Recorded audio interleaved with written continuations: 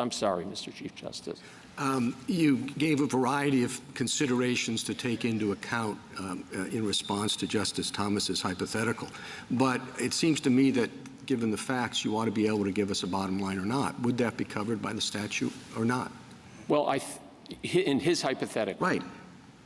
The facts he gave, the friend who he knew was committing all these crimes and all that, and he gave him a gun. Now, is that covered or not?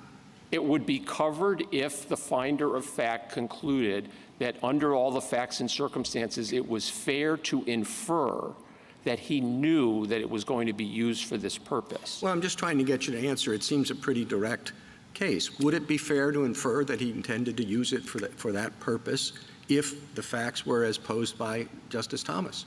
And I don't think the facts posed by Justice Thomas, which are that on the one hand, he's a good guy, but on the other hand, he has engaged in criminal acts before, would be enough. I would tend to think that that would be sufficient for a finder of fact to infer knowledge that you were substantially assisting a crime. It probably would survive, it therefore would survive a motion to dismiss.